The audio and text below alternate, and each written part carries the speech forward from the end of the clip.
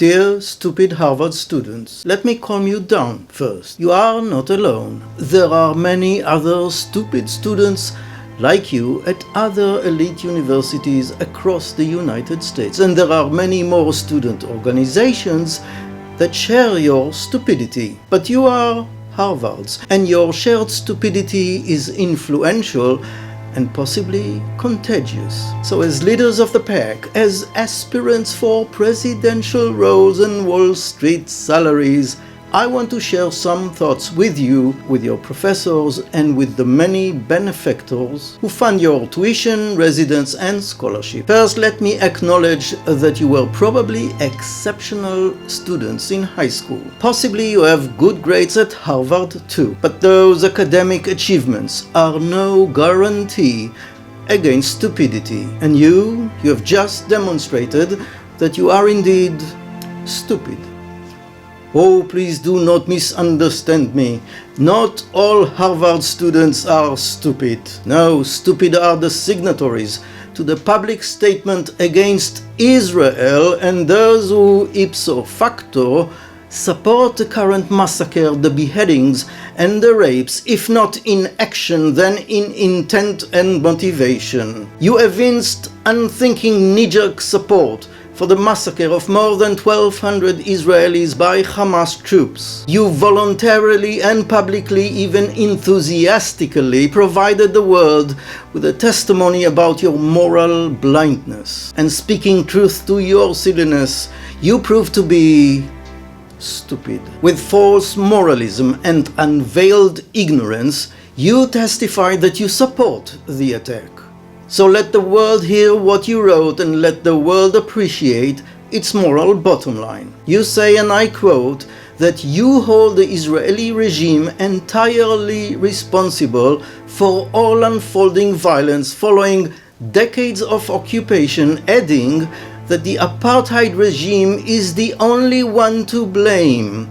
The only one to blame for the beheading of babies and the rape of students your age. With so few words, you hail Hamas, saying how honorable the attack by those great freedom fighters from the Islamic Jihad was. Here we stand, you say, and we can do no other, neither think in complex situations, nor take the position of suffering victims, innocent victims.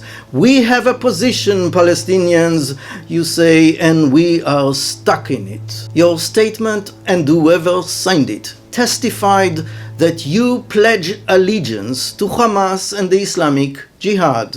You too, like them, enjoy the blood that your Palestinian brethren shed. You identify with what they are, and you thus claim their deeds as yours.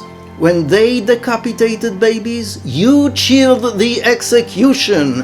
When they raped young girls your age, you sent your blessings. And when they kidnapped, handicapped all people, Holocaust survivors, you shouted, "Hooray for freedom!" And you rejoiced in the executions, thinking that Palestinians killing Israelis are always, by definition, justified. Foolhardy you, your blood-drenching brethren killed Americans and Europeans too. So yes, that is the meaning of your signature. That is the meaning of your identification statement with Hamas. And you have thus declared yourself stupid and morally blind. You are stupid because even Palestinian leaders in Israel are shocked by the events, saying they are un-Muslim. And you are morally blind because you failed the standard set by Professor Howard Gardner from your own university, Harvard University.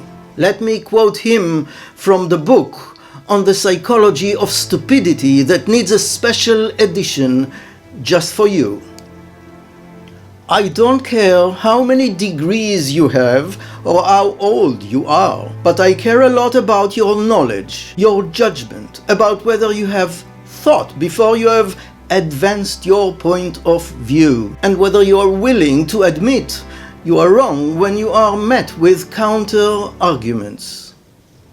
Well, you might end up with a degree from Harvard, but that would prove Nothing. Because you know nothing of the situation of the conflict, using pre-made, fabricated statements that were fed up to you by prior cohorts, and you proved yourself to be morally and enthusiastically so blind. And if you thought before signing that letter, then you indeed proved yourself to be stupid by Harvard's standard of intelligence. Oh, don't say that you did not read the statement before you signed it, for that is stupid too.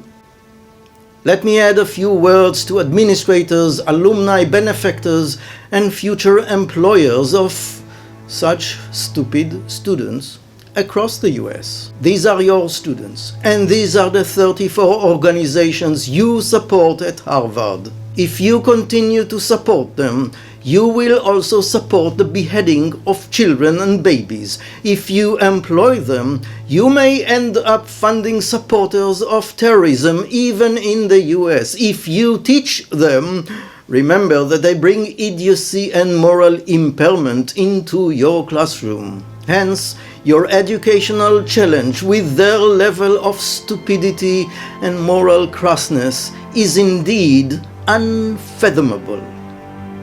And if you're a dean, beware, do not allow another Tamerlan and Dzhokhar Tsarnaev to graduate under your watch, because those organizations end up creating and supporting them. Beware, you future employers of those stupid Harvard graduates. They have just testified to being a rageful Palestinian ticking bomb.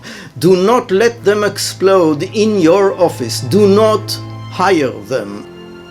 Oh, you American university presidents, you have a president. Listen to Joe Biden and be like him, as clear as possible. There are no two sides to massacres, no perspectives to take on the beheading of young babies. Please do not be stupid, as those students are. And a final word to President Professor Claudine Gay.